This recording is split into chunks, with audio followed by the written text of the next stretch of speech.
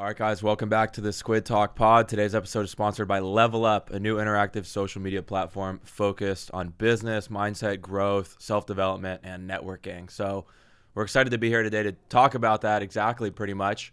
This is my second time having Sam Zia on, so thank you for being here, bro. Third time, I think, right? Oh, yeah, well, second time with you specifically. Yeah.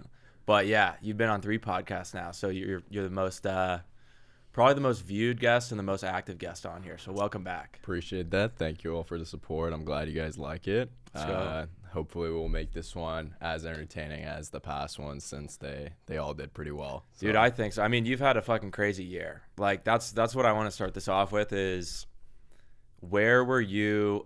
Well, let's talk about it today. For anyone who doesn't know Sam is huge on social media. He's got almost 1 million followers right now. And he probably has like one of the fastest come-ups I've ever seen on social media. You kind of just started TikTok because we'll get into that later, but because some friends were like, you should do this. And in less than a year, you almost had 1 million. The last pod that we had, you were a little below me. Yeah. And you were like literally like 5K above me. I had that over you. And then the day the pod released, it was like already beating me and you're fucking killing it. So let's talk about a year ago today. Where were you? A year ago today, this was like right when I moved to Vancouver. So I got done with high school senior year. And then I moved to Vancouver because I was born here. I was a citizen in Vancouver. I wasn't shit in the US. So I just moved to Vancouver. And dude, I was in a bad spot. Like I had money, but it wasn't like good money. Like I wasn't able to afford like a good place. And I didn't have like a stable job going into Vancouver. So I was kind of just like, go to business school and you have a little bit of money. I was renting out this spot for $1,000 a month, and it was a shithole. I was like, dude, we'll see what happens, right? It was a pretty big gamble now that I'm looking back at it, but I'm glad it worked out pretty well. But it wasn't going well at all. So at the beginning, I was kind of in this situation where I was living in a basement unit under this family of 8.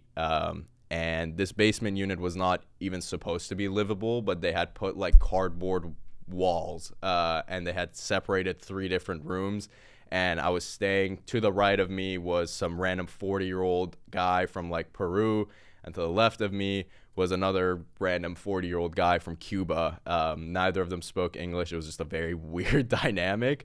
And obviously like I didn't like it, right? I didn't know any of the people there. I would just kind of wake up, go to school, come back, and like since you're in a basement there's like no lighting, and like I was literally living in a cave.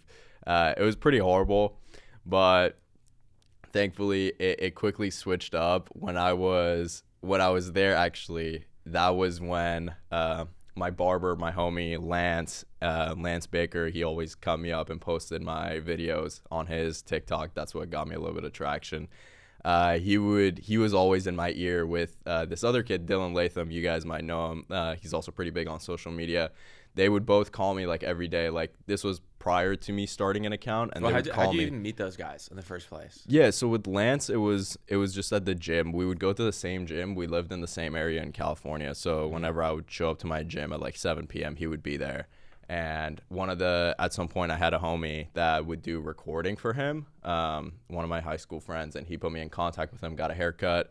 We recorded it, posted it, and it did pretty well. And Lance was like, dude, you got to come back. You got to keep coming back. And then we kept doing it over and over again. And he was like, dude, you have like the perfect social skills and you have like a decent face. Like people are like immediately going to scroll, right? So he was like, he saw the potential, and obviously, I made like a decent amount of revenue for him. I generated a good amount through these videos. Mm-hmm. It got to a point where he was like, dude, you gotta start your own thing. Like, what are you doing? I was always like in the space of being a business guy, right? Like I want to be like I wanted to be like a salesman. That was my goal. I wanted to be like a top salesman working at like either like a car dealership or like something, just selling something, right?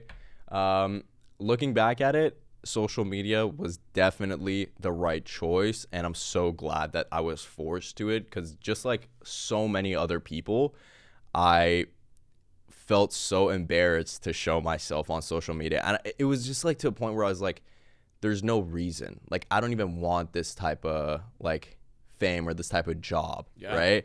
And it's just like too much work, but I'm so glad just over and over again. Like every night these kids would call me and be like, yo bro, like we posted this edit of you, like these people made this edit of you, and like I didn't even have TikTok and people were making like TikTok edits of me.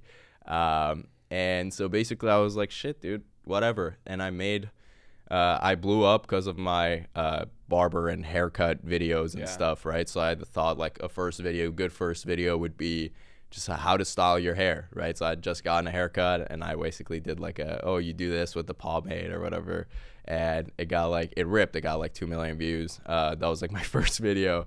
And I was crazy. like, damn. Okay, so people are like genuinely interested in this. So then I made a couple other hair videos and they all ripped over 1 mil. Like these were my first set of videos. So I was lucky. I never had that like plateau stage of getting stuck at like 200 views. And like, you know, like that is a rough stage to go through. But like, I just kept getting these views and it went so well that all of my friends, like Lance and Dylan, they were both in the self-improvement niche. So I was like, dude, like these kids would be great mentors. They would guide me in the right direction. They've been doing this for over like 2 years, both of them.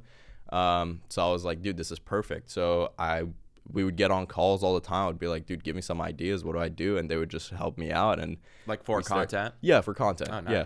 So I started making very similar content to them and it just did really well, just as good as them. This was like at the time where like the self-improvement niche wasn't super saturated. Right now it's definitely a little bit more saturated, but it was crazy. It was crazy. I became one of the Looksmaxxing pioneers. Yeah, and it fucking took off you right away. Like you have such a different story because for most, like almost every creator that I'm aware of, it starts so slow and they're posting for a year, 2 years, 5 years, right? I think Mr. Beast said he posted for like 2 or 3 years before the first one went viral. Your first one pops off right away, start launching, and it's just been consistent growth. Like every time I check your account, it's higher.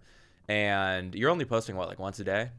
It was like it used to be like 2 videos a day. Right now it's like 1 a day.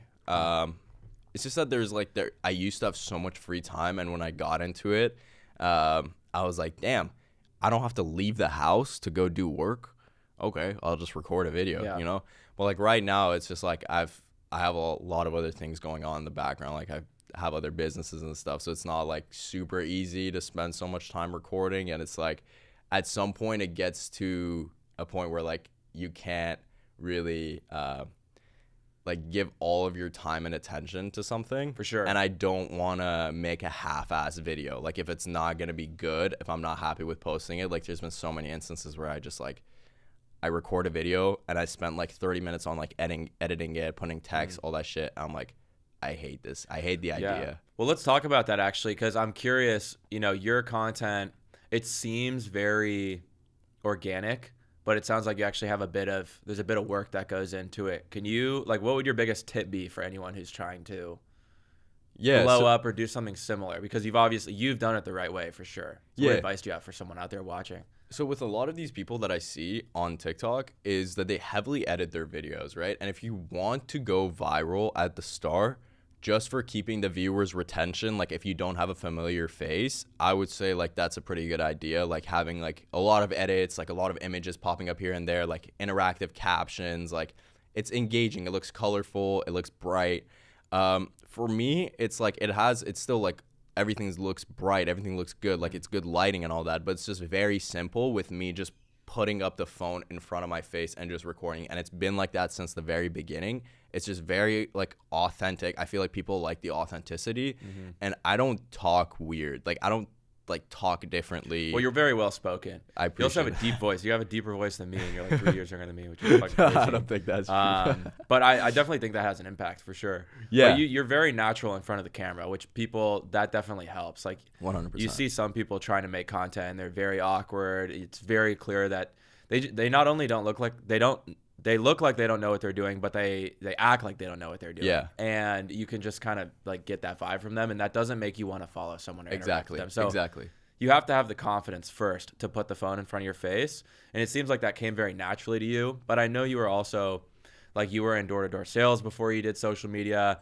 Like that's the main reason. Yeah. So you're very comfortable with like talking to people. Yeah. I'm sure that played a role, don't you think? 100%. A lot of people actually ask me like, what is like the best way to like, ease into social media, to like, how do I get started? What's the best way to get started? The best way to get started is to know how to speak on social media. And speaking in front of the camera, like looking at yourself on the phone for the first time, it's going to be so awkward. Like you're going to keep recording and you're going to keep deleting. And you're like, dude, why does my eye look like that? And it's like, you're going to be tweaking out about all these little things.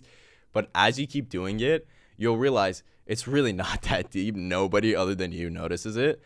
And it's just like with constant practice, like sales, the reason why I'm so comfortable in front of the camera is because with sales, I would go door to door on a random neighborhood and I would knock on them and I would try to sell some person that was like, what the fuck are you doing in front of my front door? Like, hey, like, do you want your windows cleaned? For like, I'm going to try to make this guy give me like $1,000, bro. Yeah. Like, there's no way, You're at right? a huge disadvantage. So when you're in those like awkward ass conversations, like, dude, I have seen to the bottom of awkwardness, like being at the door, like just like 30-second moments of silence, just like staring at the dude, and the guy's like, get the fuck off my front yard. One time, like, we had like a shotgun pulled on us, like from the window. Dude kept saying go away, but like, a good salesman is a pushy salesman. I kept pushing. Window was cracked. I heard him clock his shotgun and he was like, leave right now. I was, bro, what the fuck? We're in Vancouver, So bro. serious, bro. Like That's we're in crazy. Canada, dog. I'm an 18-year-old kid. Like, you seriously gonna pull a gun out on No, me? it's fucking crazy. Like, Yeah. just tell someone no thanks, or just don't open the door. Just don't answer the door. Yeah, Say no, I'm but busy. like these awkward ass situations you get put in, like really prepare you for like what social media is gonna see. Yeah, well, let's talk about the like early days of it, because I know in my experience, even being like, I was very well connected in college and I had a big friend group, and it was even, pretty much what I'm trying to say is I wasn't like a fucking weirdo when I started social media, Yeah. but still so many people talk shit. And I'm wondering like if you had a similar experience, because in those early days, I think the hardest part of social media, just like starting a business or just going after anything that's a little bit creative and unique, the hardest part is starting, because so many people are going to be against it. Yeah. So many people are going to doubt you. They're going to say, this is dumb. What are you doing? Cringy, right? And it is cringy until it isn't, right? 100%. So what were those early days like? Did your friends talk shit? Was your family talking shit? Yeah, so it was actually I again got a little bit lucky with this. I just like graduated from high school and I had no issue completely leaving everything behind. I did not care. I moved to a completely different country. And you didn't know anyone in the new city, right? I did not know anyone in Vancouver. I have no family in Vancouver. People think like I live with my parents. Like I don't have any family in Vancouver. It's just me. And basically, yeah, when I started off, I mean, I just knew friends from like high school and a couple of my buddies that I worked with on my company. And basically most of them switched up. Definitely at the start, like when I would start posting, even like the comments, like my friends would be in there and they would be like, yeah, dude, should have kept this one in the drafts, like little things, and they try to be funny, right? But when you make it, this exactly happened. They would leave hate like under almost all my videos, and when I started making it, now they're DMing me, dude, like, when are you coming back? When are you coming back, bro? We gotta hang out. Like, dude, like, we gotta hit a party. Like, no, we're not, bro. I'm never seeing you in my life. Yeah, and what's so frustrating about that whole situation, because I feel you on that, is the people who did like talk shit at the beginning, they're gonna go around saying like, oh, he acts like he's too good for us now, or like, bro left the homies behind, whatever. Bro, you weren't supportive, like, in the slightest. Exactly. And I even remember when I was a kid, there were guys in my hometown who went on to do like some cool stuff, and people would talk about them like that. Yeah, bro never talks to us. He thinks he's too good for us, blah, blah, blah. It's not about thinking you're too good for someone. It's more about like, if no one gave you good energy early on when you needed it most, why would you reciprocate any sort of any energy whatsoever back to them, bad or good? Like, you're past that. You know what I mean? Exactly. I have people who like hung out with friend groups that used to seriously hate on me, and now like they were taking like neutral stances, right? Like, and we wouldn't talk, and like the friendship got like a little bit weird, and like now they hit me up. They're like, dude, I'm trying to get on social media, like, let's hop on a call and give me some advice. Like, no, what? Yeah. I'm sorry, like, that sounds so asshole, but like, you have never provided any value in my life. and you're probably never going to provide any value in my life. Me teaching you is going to only waste my time, which could be spent on so many other things generating me money that that there's no point. Like, I don't owe you anything, right? And it's ridiculous. And when you tell these people, you're like, no, they go and talk behind your back like he's switched up. I don't know you, dude. We spoke 3 times during the year. You got to get good at saying no, is what I realized. I used to be like a yes man, right? And I still have people DMing me, like college friends or high school friends or social media friends, and they're like, oh, similar type thing. Like, do you want to talk about this? Let's connect. No. Like, it's not about you. It's not against you. Yeah. It's just like, you only have so much time. You only have so much energy. You need to protect that at all costs. And that sounds like once again, like an asshole thing to say, but how are you supposed to focus on like doing what's best for you if you're also trying to give everybody else what they're asking for all the time? Yeah. So I think it's a good lesson. I'm curious, when you were first starting, at what point did you think like, okay, like let's go all in on this? It was for me, honestly, like when I get started on something, when I get hyped up about something, that's the only thing I think about, right? So when I saw like the views, I was like immediately, holy, like this might be the future, right? Mm-hmm. So I just like went crazy on the videos every single day. I was showing my parents and I was showing my dad, and my dad would see it and he would be like, yeah, this is really cool, but you're not making any money from this. And I was like showing him like, hey, like I could possibly like imagine like they have this program. If I sign up for it, like I get $1 per 1,000 views. And like you see all these views that I'm getting, like I could be making like $1,000 per video. And he's like, yeah, but like focus, you can do this on the side as a passion. It's like parents always say this, like you do this as a side, but focus on your studies, right? Okay, I listen to my dad, and I'm like, I'm doing like business school and this thing all at once. And I go to like maybe 3 weeks worth of classes before I start like actually. So this was when the first week I started making money, and then I had a huge jump in followers. I went up like 30K in 1 week, and I did not tell my dad. At that point, I dropped out of my business school, and I didn't tell my dad for like solid 3 weeks. And I was just doing my own thing. He would call me and he would be like, "Yo, like how's school going?" And I'd be like, "Oh, it's going good. Like, I've been on working top of on a project right now. Yeah. I've been doing my homework." And he's like, "How's your grades doing?" I was like, "Doing good." Real note, I was just making videos and stuff, and I was praying to God like this money from TikTok is actually going to hit my account, because it was just saying like the number. And I was like, okay, I hope this can actually land without any problems. And when it did, when the first paycheck hit, I actually went up like 30K followers in 2 days. And this was when I called my dad after 3 weeks of like dropping out of college, and I was like, yo, like I just want to tell you something, like I dropped out and I'm not doing school anymore. What was his initial reaction to that? Initial reaction? Yeah. He was so fucking angry. Like, he was on the phone, like, yelling at me. He was like, how could you do this to your future? Like, this is not, like, 100% certain. Like, of course, every parent, like, wants their kid to have, like, a certain successful 100% future, right? Yeah. And, like, social media is definitely not, like, secure, especially, like, for a parent. Yeah, especially, like, at the stage that I was, like, at the beginning, like, that shit was not secure at all. But I wanted to take the risk because I genuinely hated school. I hated school from the very start. I was horrible in high school. Like, my education is like, I'm decently smart. It's just like I was not book smart at all. And it was just, my dad was heated. He was like, what are you doing with your life? And it's not like he was paying for college. Like, I was paying for everything. Like, I paid for my school. Like, I paid for like the house that I live in. No, I paid for everything. They didn't pay for anything.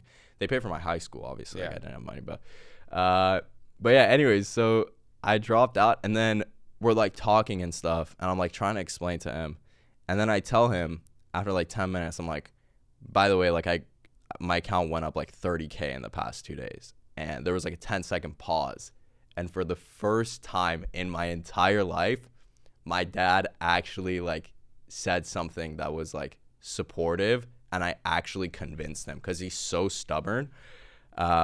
He said, wow, like, honestly, if I got 30K followers in 2 days, I would quit my job. I would quit school too. Yeah.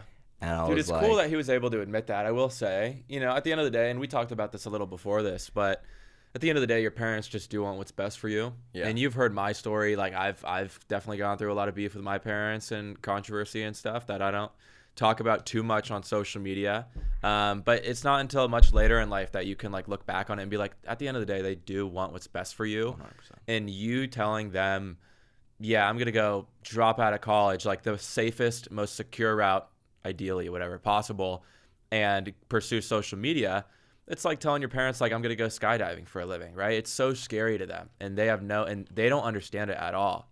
So you know, even though it's unfortunate and it sucks to not have supportive parents at the beginning, like you kind of have to understand why. Yeah. And but I'm glad that he was able to like switch up that quickly. That's exactly cool. Exactly. Yeah. So right now, I mean, this was a long time ago, but like right now, thankfully, it's at a point where me and my dad talk a lot. Nice. We call at least every like 3 days, and thankfully he's very proud of me. He says it a lot, and I mean, the whole goal of this, the whole point of like doing social media and like becoming established in these like fronts is to be able to support my family, right? Mm-hmm. Like my dad my number one priority right now is to retire my dad. My dad should not be working anymore. He's almost 60. It's like, it's getting a little ridiculous. Like, that's the point, right? And I felt like going to college, there is no way that I would have been able to make this kind of money this fast and be able to like retire my dad this early on. No shot, dude. I mean, it's awesome. Like, Yeah. it's been cool to see the growth. And I completely relate, because I remember I got in a big heated fight with my mom one time, and she was like crying, and she was like, do you not realize that I was like going through a controversy on my own in my social media world, and she was like, do you not understand that this is hurting the family? And I kind of yelled at her. I was like, I'm doing this for the fucking family, Mom. Like, and that might sound so dumb, like, to anybody watching, but on the outside looking in, like, maybe you're not able to understand, but you feel the same way. Everybody has this movie in their head of what they want their life to look like and what they see happening. And you should believe in yourself beyond everything else, because nobody else is going to do it for you. And so in my head, I felt like this is the start to like something big. Yeah. And this is going to be like what I look back on in 10 years and think about, like, this is how I put my family name on the map, right? And once again, to everybody else watching, like, oh, dumb, whatever. But that's how you have to think about your own journey. And so, yeah, I got mad at her. I was like, I'm doing this for the fucking family, Mom. Like, I want people to know this name one day. Yeah. And that's not going to happen by going to school and getting a normal job, right? Exactly. So, but I think there's something cool about the saying. I like to think about this a lot. You need to let those down. You need to let those close to you down in the short run to make them proud in the long run. 100%. Because at the end of the day, like, nobody else is going to do it but you. They're probably not going to see it your way. So you have to take that step and venture out into the wild by yourself in order to like become the person you need to become to ultimately support everybody else. Yeah, the thing is actually logically thinking, like, if you want to do something where you're making a shit ton of money or you make a lot of money super quick, you obviously cannot be doing something that everybody else is doing. You have to be different. And when you're different, what happens? What follows with being different? It comes hate. It comes people dragging you down, trying to make them be like you, be as low as them. People saying like, yo, this won't work out. Your family not supporting you. It's because you're taking a different route. And you were saying like your family has like this movie in their head of like, or you have this movie in your head where how you want your life to be. It's the same with your dad, with your parents. Like they have this image of the perfect son or the son that they want. And it's the son that like goes to college, becomes a lawyer, doctor, like your dad, you know? And it's like, that was just not the way I was going to go. And I knew that from middle school. Like I knew from middle school that I was never going to like be a doctor or a lawyer. Like I wasn't even that confident in my smarts. Yeah. Like I knew like I was not going to study in college. Like I was never like a studier. I always found an easier way to get past that stage. For sure. Most entrepreneurs do. Yeah. And what I like about you a lot, and this is why we bonded at the beginning, is like you're obviously doing very well on social media, but you also have that business background. There's so many like TikTokers or YouTubers who all they know how to do is entertain, but you also have a business side to it. And that's one thing I want to talk about is like, what are you currently working on right now? Because most of your money isn't coming directly from social media. By the way, for everyone watching, Sam's fucking cooking right now. Like, you're 19, he drives a fucking Porsche, like you got a sweet pad in your city, like you have the life that so many other kids your age, kids a little older, kids a little younger look up to. Can you explain to all of us what exactly where's your money coming from right now? Yeah, so most of it, so yeah, a lot of people don't know this. I've been trying to make it a little bit more evident on social media. I make some stories about it here and there, but I own an app called Umax. I own a percentage of it. Obviously, like I'm just the marketing guy behind it. I reach out to influencers and get them posting videos.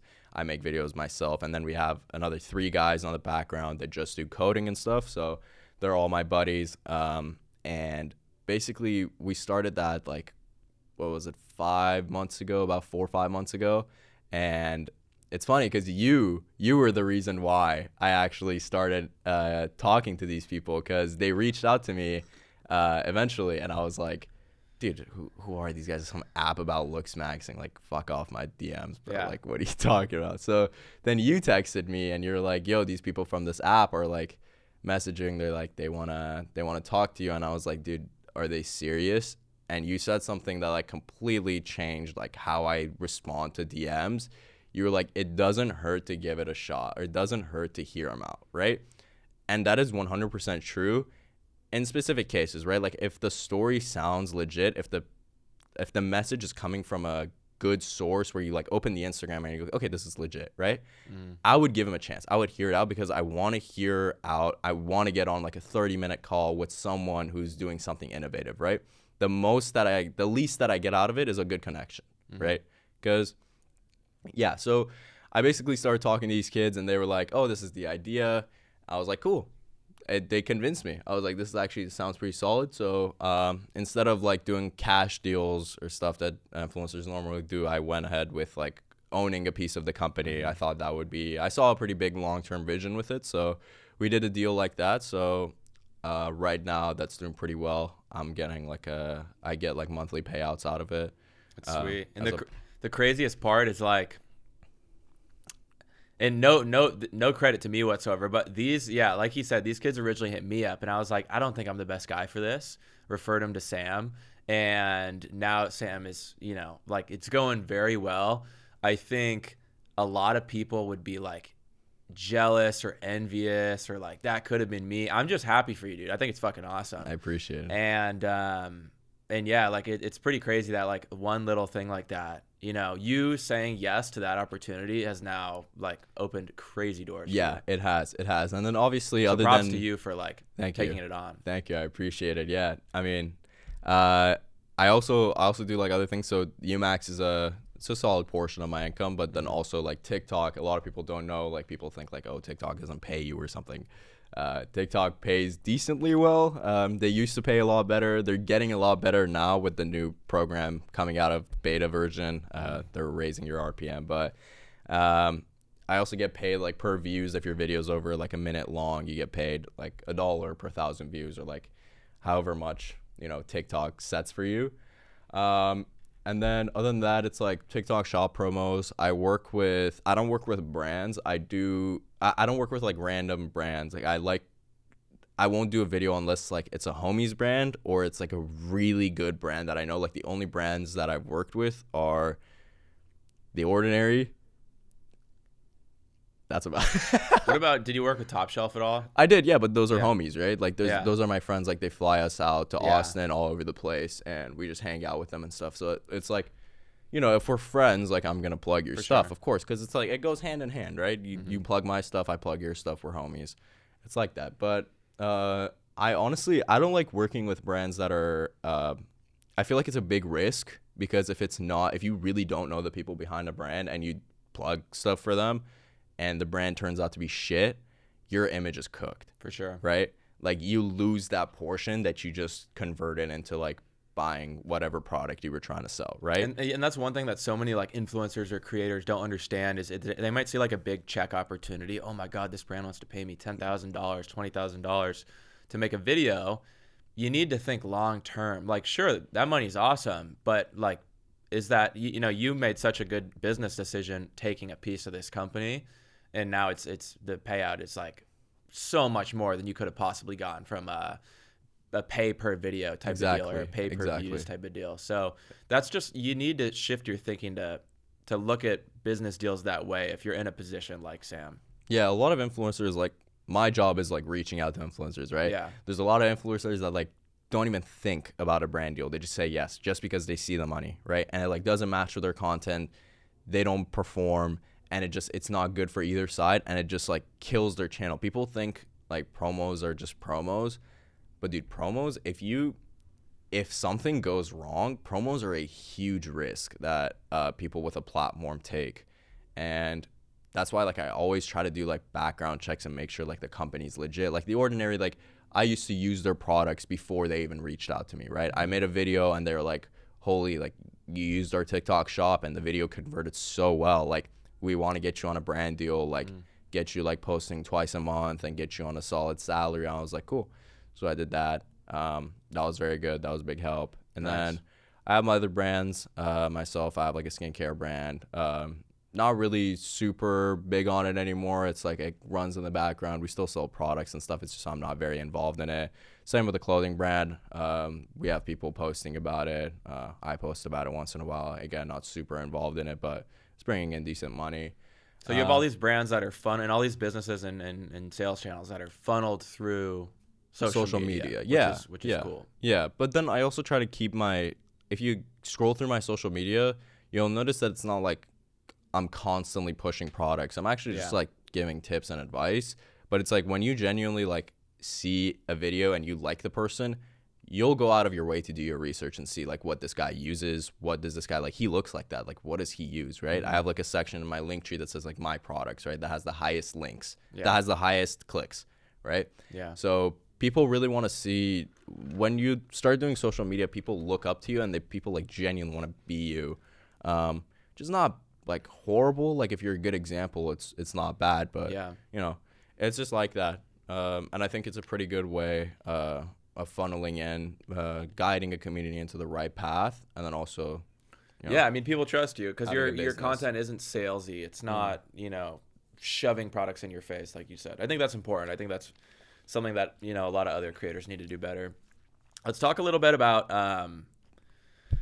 surrounding yourself with the right people, because you just kind of explained a few minutes ago like how important it was to be around Dylan, Lance, right? Alan Carr now, right? These guys are so smart and they're all different, but they all have very valuable insight when it comes to business, the back end, social media itself, the front end.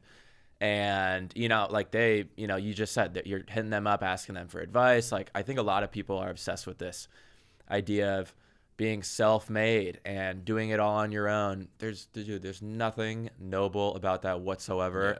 Like the best thing you can do for your career and your growth and your self-development, whether it's business and making money or just becoming a better person, becoming better at talking to girls, becoming better at public speaking, whatever skill, it's just surrounding yourself with other people that are already good at that. And that can be very, very hard. Yeah. There's not that many people out there that are into that type of shit. Yeah, there's a saying that I really like that says if you're the smartest or if you're like the most successful person in your friend group, you're in the very wrong friend group. For sure. Like you should not be the best. You should not be like the lead. I feel like if I was a leader of a friend group, I was in the wrong friend group. Like I want to be surrounded with people that are doing way better than me. And that is pretty much the case. Like I love hanging out with like insanely smart, like Alan Carr, one of Lance's buddies that lives with him. Like that kid, every time I talk to him, so well spoken, so I know smart, every time I talk to him, like wow, like another door in my brain just opened. I'm like, holy shit. Yeah. So it's like that, those kinds of conversations that I have with these kinds of people that I see in LA, I would never, I'm sorry if anyone from high school is watching, I can never have that conversation with anyone from my high school. Well, yeah, dude. And it's simply because there's not that many people that are into that life, that want to grow all the time. You know, there's a reason that motivational videos have so many views, but then no one is actually going out and doing anything. Yeah. Like even for me in college, I love all my friends in college. I'm going to see them this weekend. I had like the biggest network and the biggest group of friends, but there weren't that many people that were interested in the same thing I was interested in. Like no one really was starting their own business or working on stuff like that. No one was doing social media, that's for sure. Yeah. So it was very isolating. And I do genuinely feel like, and at least in my opinion, the best part of social media is literally just getting information from other people. Like 100%. every single one of my business connections today is from social media. Guys like you, whether it's just like on a friend level coming on the podcast, or guys that actually work for me in my business partners, like everyone I got connected with through social media. And so you really just have to take advantage of like platforms that allow you to do that. You got to use social media right, and you also got to use the right social media platforms to get connected with these people. Yeah, I mean, so most of you guys are probably like, TikTok is made for you to be doom scrolling for fucking hours. And even I do it. He does it. Like, it is not productive. And I want you guys to like watch my content, and he wants you to watch his content. But at the end of the day, like, brain rot. It's brain rot. Yeah. And you like, and it's brain rot for me. And I try and like, you get nothing out of scrolling. If you're going to be on social media most of the day, I would at least try and use a platform that like helps you a little bit. So literally we got introduced to this app called Level Up the other day.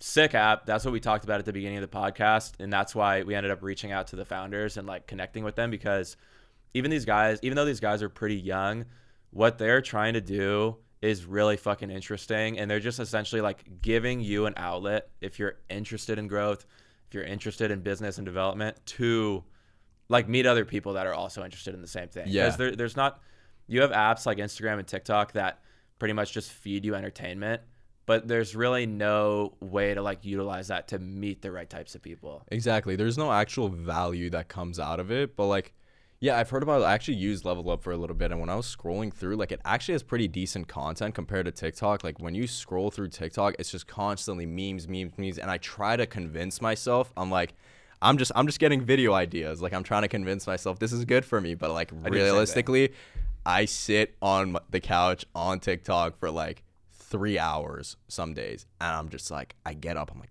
fuck, what am I doing?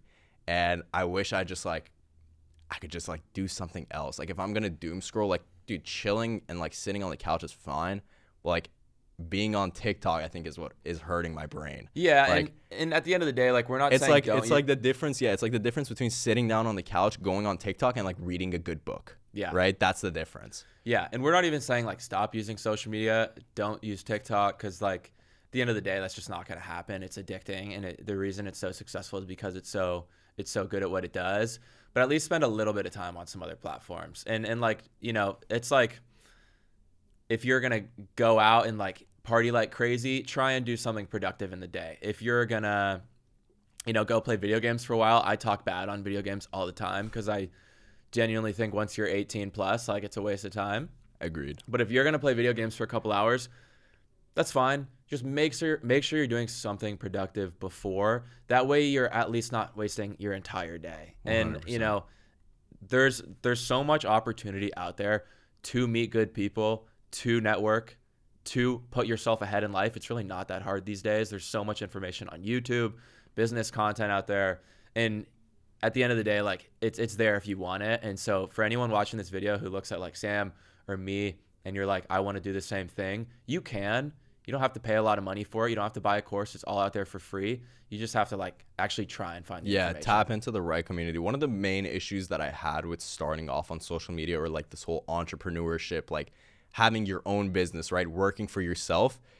Not many people go down that path, right? So when you think of that, usually 99% of the people, it ends at the thought. It ends right there at like, oh, I think I want to be an entrepreneur, right? Mm-hmm.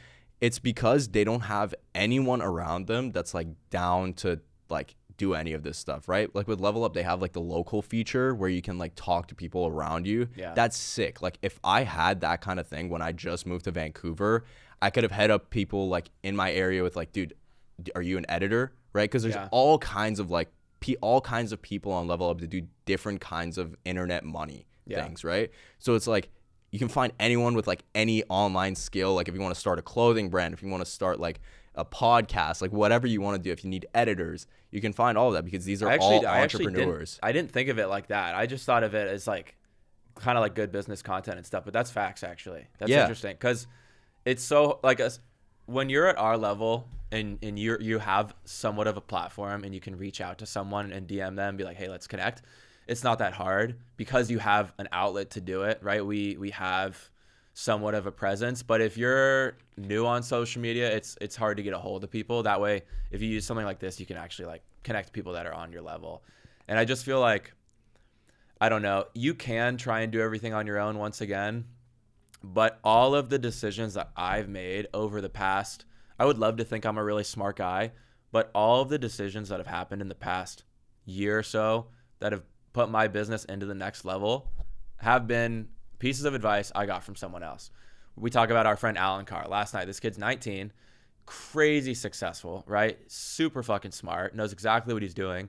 We're trying to get him on social media because like he's just kind of missing out, but he's more of a back end guy, likes to be behind the camera.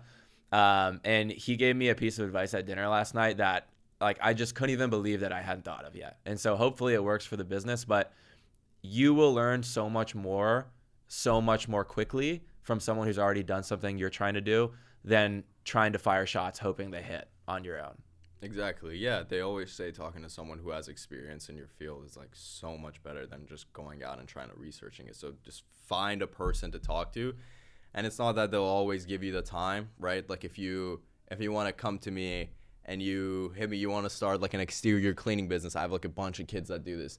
And like they hit me with like questions like, yo, how much should I charge? Like, yo, how do I clean this window? Like, I'm not going to fucking answer that because it is one Google search away. Mm-hmm. Like, right? If you have questions, I receive also a set of advanced questions, very like specific questions. If the client says like, no, my husband already does it, like, what do I say, right? There's a bunch of YouTube videos about that, right? But it's like not easy. There's like things you have to go around. And so sometimes I respond to those to give like little tips because I know like you've done the research and the only reason why you would have that question is if you've already done and did the job, right? You ran into this problem already, right? Yeah. So that's sick. Like that already makes me think like, oh, this kid watched my video, actually went outside and like knocked on doors and is now coming back to me with a set of problems that he like encountered. Mm-hmm. I'm like, shit, dude. I mean, you already got started. Like, yeah, and it makes you more likely to respond because if someone like I get DMs all the time from people, whether it like literally DMs from old friends from college and DMs from people I don't know, and they say, hey man, I love your content, like can you teach me how to start a business? I'm like, bro, every single one of my videos is about how I started my business. Like why don't you just do a little bit of work and watch them? Why don't you watch all of the 20 podcasts I've probably filmed like 25 and released like 15 at this point. Like every single one of them is either with like an entrepreneur or a creator that's also an entrepreneur. Go watch the videos. And if you want to DM us, you are so much more likely, and not just us, anybody in general, you are so much more likely to get a response if you say, hey man, I was just watching your video on, how you were able to apply for this line of credit. I was wondering like, how do you suggest which bank to go to? If you ask something specific like that, like I actually took the time to watch and I have a follow-up question, I'm going to respond because I want to help. I appreciate it. But if you're just saying, how do I start a business? Or, hey, I want to start social media. Yeah. What kind of content should I make? Bro, like I don't know. That's on you, bro. You have to figure that out. And it's just and this is another thing that people really overlook is if you're ever reaching out to someone, whether it's DMing a girl, DMing a guy you want to learn from, cold emailing someone, hitting someone up on LinkedIn for a job or an interview or an internship, think to yourself, not what can I get from this person? What can this person get from me? Why would this person want to associate or work with me? And then you can start finding the answers and the real like ways to contact them and get a response 100%, successfully. 100%. So, dude, you're coming out on another, we'll switch a little bit. On the notion of surrounding yourself with the right people, you might be coming out here to LA soon, huh? Ooh, yeah. I mean, I'm considering it. So the whole thing with like living in Vancouver is that there's not really shit going on in Vancouver. Like the influencer space over there is pretty whack. Not many people to talk to, but like, I come to LA and like every day this past week, I've just been doing activities every single day. And I'm like, quality of life here is so much higher. Like when I'm in Vancouver, I wake up, take a shower, record some videos, do some emails, go to the gym, come back, do a little bit more work. That's it. Yeah. Day's over, right? Like, and it's like, it's very hard in Vancouver because like I don't have that many friends. It's because like there's not that many like people that I actually want to spend time with. I have a couple of buddies. I have one buddy that does photography for me, hang out with him. But like, that's about it, honestly. Like, I wonder what can be said about, because I personally agree, and I think that if you do come here, because you'll be able to like associate and hang out with the guys over here, all the guys in this community, it's going to be very helpful. But also, I think there's something to be said about being isolated. Like Dylan, for example, right? He's literally locked himself in a room and made content for like a whole year, and that's all he did, and it worked really well. You blew up while you were alone, while you didn't have any friends, 100%. And all you could do was focus on content. So I think getting off the ground, whether it's in your business or on social media, it's meant to feel kind of lonely and isolating. It was the same way for me. But then once you get to the next stage, which is like continuing this growth and making the most out of it, then it is good. Yeah, when other people like on your level start seeing you, they're like, oh, this kid's cool. Like we'll hang out with them. You meet their friends, you meet their friends' friends, and then the circle keeps getting bigger. And like every time I come to LA, I meet more and more people. And I'm just like, dude, like all of these are all kids, like all under 22, like it's so awesome. Fucking rich and successful and so smart, and like all of these different ways that you wouldn't even imagine. Like we have this kid in Lance's apartment, like makes over $250K per month making Roblox maps, That's games, bro. Like who the fuck knew a game, like a kid's game like Roblox would ever be making like over what he makes like over like $4 million a year, bro. Like, there's such weird ways out there to make money. And when you surround yourself with people who are in that world, not only do you just learn a lot, but you get inspired and you start thinking outside of the box. Because they're like the ways that some of these young guys make money. Like there's also people that make Fortnite maps right now. Exactly. That make like $1 million a month. It's disgusting, right? Those kids are crazy. You have these kids out here doing like the Snapchat, what are they called? Snapchat stories, the Snapchat spotlights, right? Yeah, they're doing Snapchat spotlights. They're not even making content with their face in it. Yeah. And they're making hundreds of thousands of dollars. Yeah, they like make satisfying like slime videos and make $1 million a month. It's like, crazy. And then we're friends with Jimmy Farley. By the way, you should go check out his content if you're watching. Yeah, awesome guy. Love Jimmy. Really smart. And he has this whole behind the scenes TikTok like empire right now where he's just pretty much cracking the code to TikTok shop. And he makes content himself now, but for the majority of like probably the last year and a half, he's been behind the scenes and he's been cooking. So there's so many fucking ways out there to figure out a different new way to make money. And once again, you can try and do your research on your own, but it's a lot better if you can just get access and find the people who already do it. The hard part is just getting to the level of notoriety where you can come in contact with those people. That's why we think like apps like Level Up and stuff are good. But what do you think is the biggest like hurdle you're trying to get over right now? Probably just the fact that TikTok is a cool platform, but it's like the only social media platform where your followers don't really mean much. Your content doesn't get pushed out to your followers. You do not have control over your followers. Like when you make a video, your followers might see it, followers might not. You get lucky, your followers see it, So that is extremely weird. So I'm trying to grow on other platforms. Right now I have Snapchat going. I have my Instagram that just got banned this morning. We're trying to get it back. Oh yeah, talk about a fucking throwing a wrench in the fucking machine, bro. I literally wake up this morning, I'm like, yo, you ready for the podcast? Because we're going to like coffee and stuff before and plan it out. And he's like, dude, I got fucking banned. Yeah, it's like they think like my identity is like, so they think I'm like a fake Sam Z or some shit, some bullshit. Anyways, we'll figure it. Yeah, we'll figure it out. It's like I'm trying really hard not to tweak out, but yeah, it's Instagram, and then like YouTube is very important to me. I want to get big on YouTube, but I want to figure out what people want to see on long form, right? Because my life back in Vancouver isn't that interesting to be making vlogs about. I could always do things for the vlog, but it's like I want to do something interesting, right? Like I don't want to just like spam bullshit, like no value content, right? Yeah. Because it's like if it's not gonna be entertaining, I don't want it to be like a forced watch. I want people to like be like, oh shit, he posted. Like let's go, let's click on it. You know, like I can't wait. Like sub because like I can't wait. Of like you coming here this weekend, like that would have been good. Travel vlogs are great, and you don't even need like a set schedule with it, but I think I agree, and that's why I haven't even started on long form YouTube yet. Is I actually want to feel like my videos are very valuable and interesting. But dude, the reality is most people just fucking sit there and just watch videos all day long. Yeah. Like I look at like this stuff that's happening right now with Twitter. I mean, not Twitter, Twitch, and I'm like, wait a minute, you're telling me there's like I already think video games is a waste of time in general.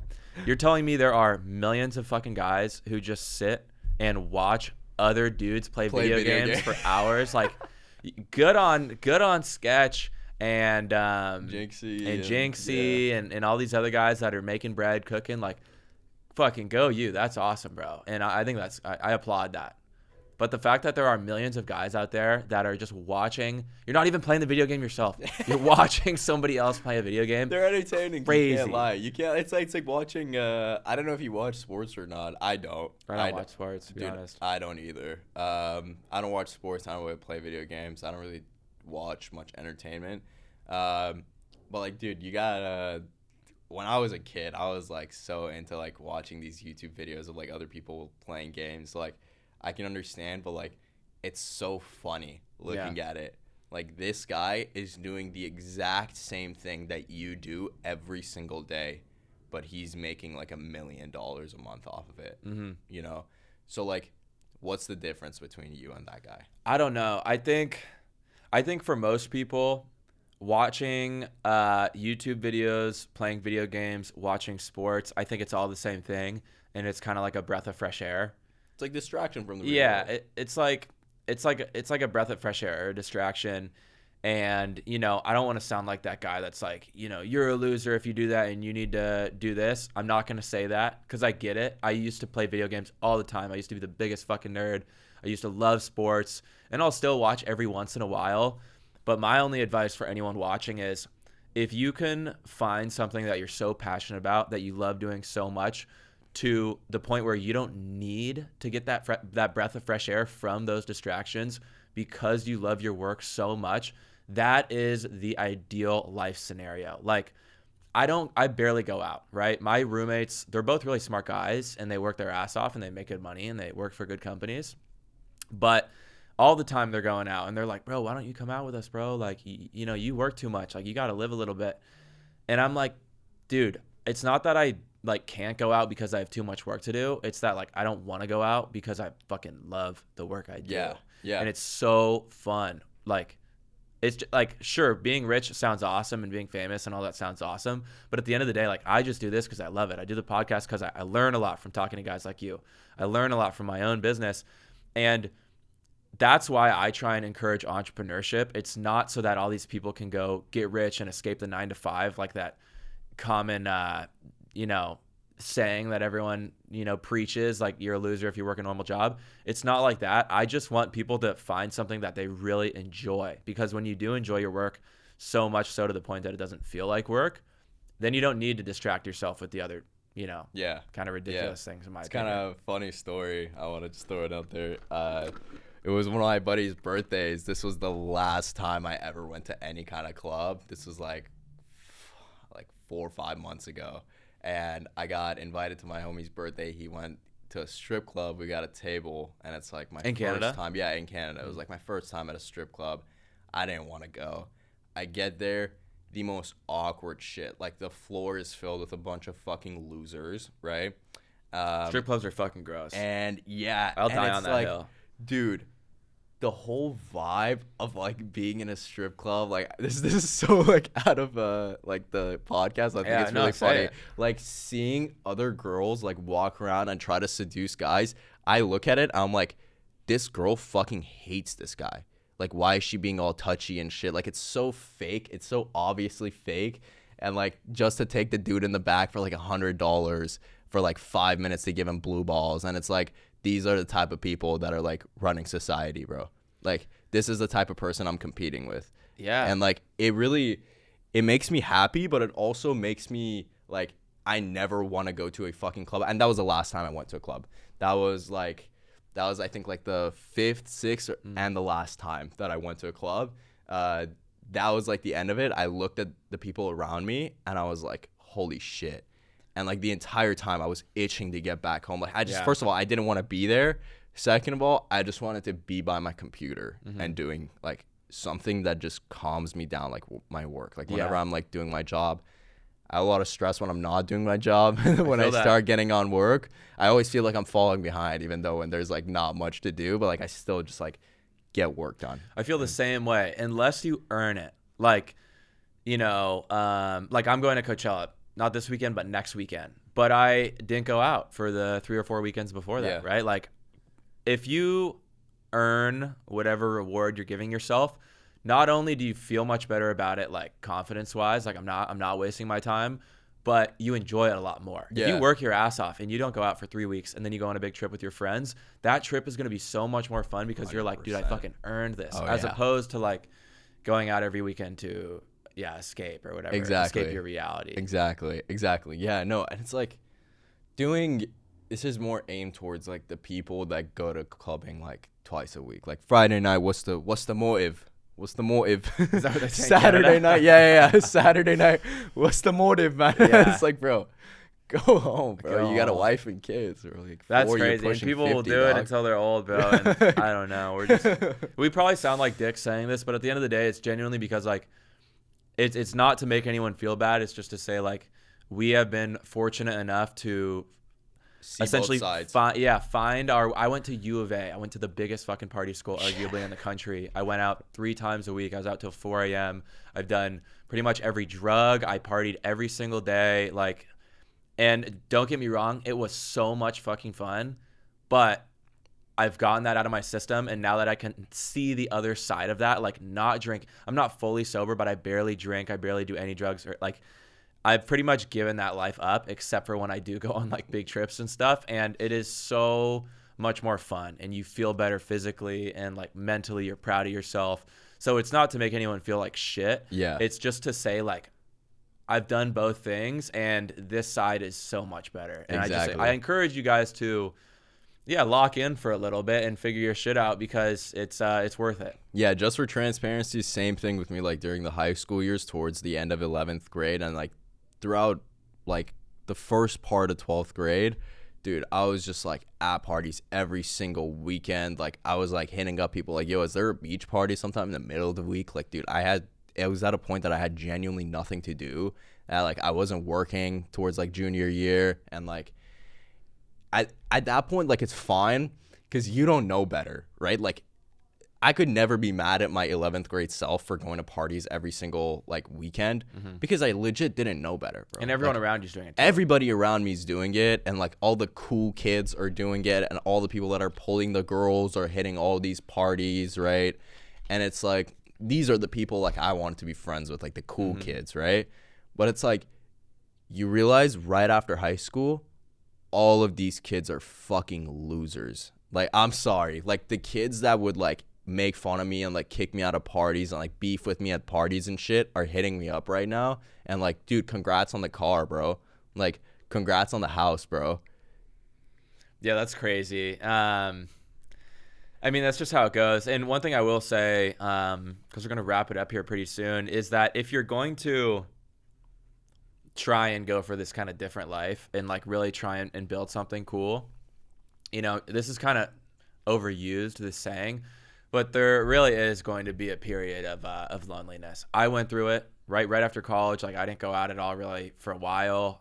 Definitely had a lot of people that were like criticizing what I was doing, even my own family. It was lonely and it was isolating for sure. You went through the exact same thing, right when you moved. Dylan went through the same thing. Lance went through the same thing. Everybody in our circle who like is now really enjoying life and making shit tons of money and having a good time and just like building something cool went through a period of, you know, kind of like getting rid of the old lifestyle and like transitioning towards the new. And it's 100% just part of the process. And you have to be able to stick it through. honestly, but it's worth it. Yeah, honestly, this might be a little controversial, but if you don't, I think we've talked about this in the past, but if you don't look back at it like the year ago yourself and you're like, damn, I was kind of cringe. Yes. Like Fully that, agree. yeah, that should be a sign that you're not improving. Like if you look back and you're like, damn, like the stuff that I did 3 years ago, dude, like this was like, I wish I could was go him back. back Like, in dude, I was college. back. Like you remember the basketball days back in football, like back in high school? I'm like, Yeah. bro, Yeah, if you, peaked in high school. 100%, bro. You should Embarrassing. always be looking back at yourself, and it's nothing to be ashamed about, but you should always be looking back at yourself thinking like, damn, I'm so glad that I am no longer that person, that I become better. Yeah. Yeah. Well, dude, I think that's kind of the perfect way to end it, unless you got anything else. Oh yeah, dude. No. Thank you guys for watching. Dude, thank you for Hopefully- coming on. Of course, We'll probably dude. do like a run of part 3 or whatever, part 4, whatever this is, in a year or 6 months, and see how you've grown like crazy in the past fucking 4 months since you came on last. It's been exciting to see. So, dude, thank you for coming on and sharing with us the progress. Yeah, we'll of see, course. We'll see you on the next one. Hopefully next one is not Sam Zia homeless. Yeah, Got we'll banned see. on all platforms. I think you'll be fine, bro. But thank you guys so much for watching. Obviously, I'll link all of his socials. Make sure to subscribe, leave a comment, and if there's any guests out there that you guys want to see on the next one, I'm happy to try and get in contact with them. Just send me a DM or comment it. But thank you guys for watching. Have a good one.